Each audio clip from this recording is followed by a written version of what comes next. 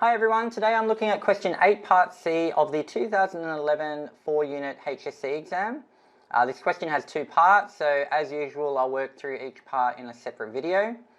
The background for this question is we're told to let beta be a root of the complex monic polynomial pz equals z to the n plus a n minus 1 z to the n minus 1 plus and so on down to plus a1z plus a naught.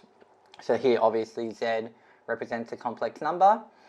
We're told to let capital M be the maximum value of the absolute value or magnitude of a n minus 1, magnitude of a n minus 2, and so on down to the magnitude of a naught. And then we get to part 1, which asks us to show that the magnitude or the absolute value of beta to the power of n will be less than or equal to capital M times brackets magnitude of beta to the n minus 1 plus magnitude of beta to the n minus 2 and so on down to the magnitude of beta plus 1. So we've got to work out this inequality, so let's have a look.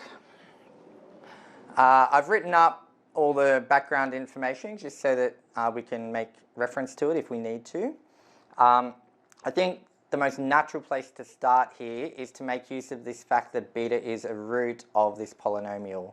And what that means is if we substitute in beta, so wherever there's a z we put beta, we know that that result must be 0. That's the definition of a root of a polynomial. So we could say that beta to the n plus a n minus 1 beta to the n minus 1.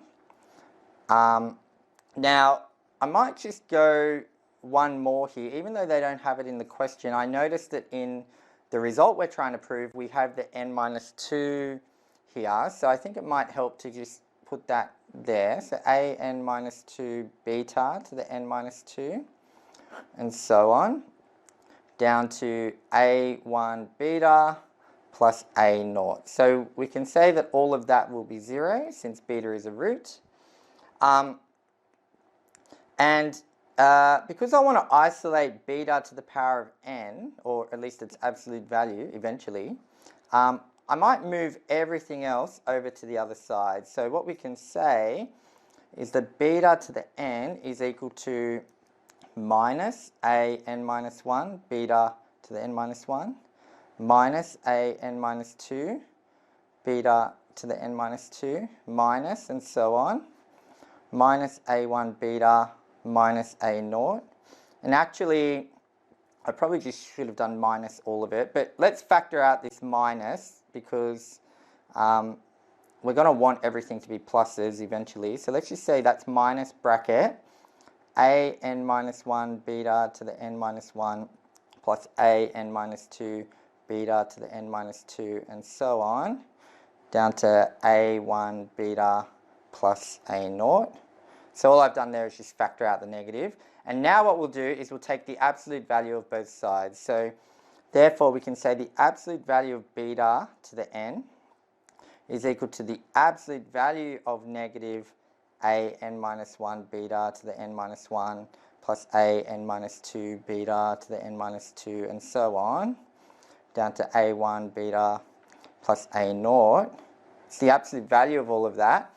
And the beauty of this is that we're going to end up with the absolute values that we need, but also it means we can get rid of this negative because the absolute value of a number, whether it's positive or negative, just ends up with the positive version. So that's going to be equal to the absolute value of a n minus 1 beta to the n minus 1 plus a n minus 2 beta to the n minus 2 and so on up to a1 beta plus a naught, all absolute value.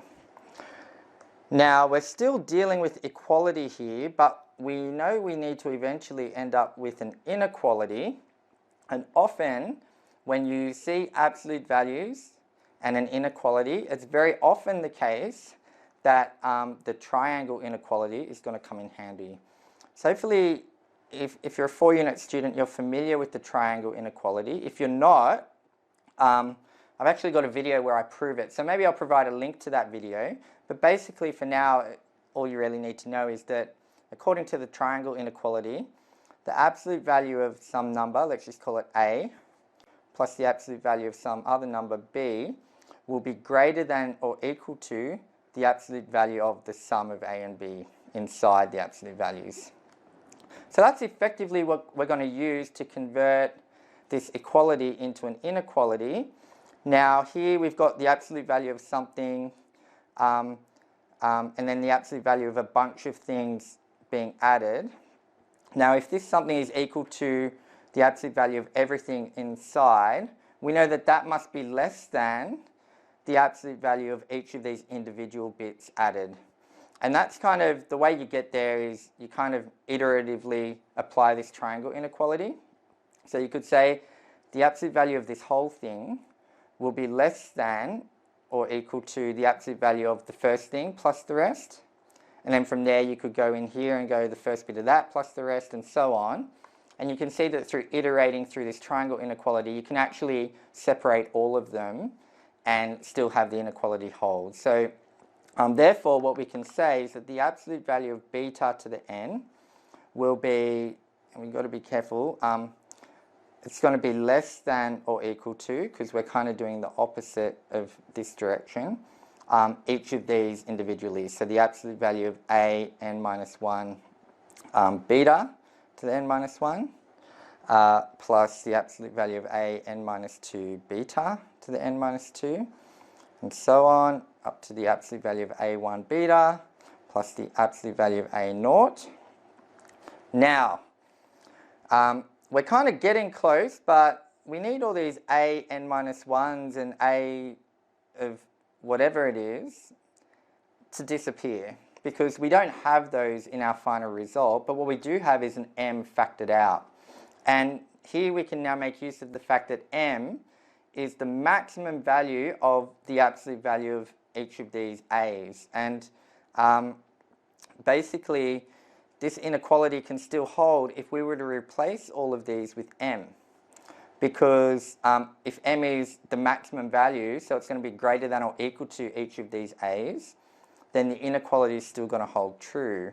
So actually I think technically if we want to show each step, I should probably first make the point that the absolute value of two numbers multiplied is just the absolute value of each of them. So we can say this is a n minus 1 times the absolute value of beta to the n minus 1. I mean, that's probably a step you want to make clear that you understand. So in the interest of not skipping over anything, I'll just write this out in full.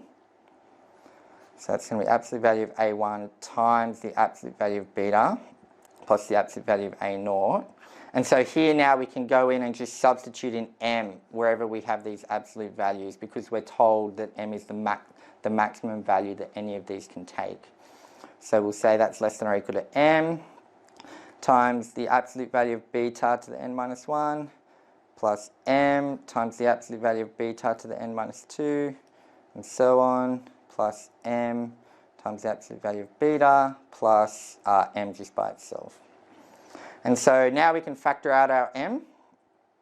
And maybe while I'm doing that, it's worth also noting that the absolute value of some number to the power of something else will also be the same as the absolute value of the thing inside to the power, bringing the power outside the absolute values. You're still going to get the same result. So maybe we can just write, therefore, the absolute value of beta to the power of n will be less than or equal to m times the absolute value of beta to the power of n minus 1 plus the absolute value of beta to the power of n minus 2 and so on, plus the absolute value of beta plus just 1 here. And actually that's it. That gets us there. So that's as required. Panic boom! So I think that's how you get to that result. I think the essence of it is just knowing that you can make use of the triangle inequality, and also being a bit careful with how you deal with your absolute values and knowing what you can and can't do with absolute value rules. But apart from that, once you've got your head around that, it's pretty straightforward. I guess the key is knowing where to start, and the hint is that beta is a root of this polynomial. So that's kind of what gets you off and running. And then the rest of it is, as I mentioned, just making use of your absolute value rules.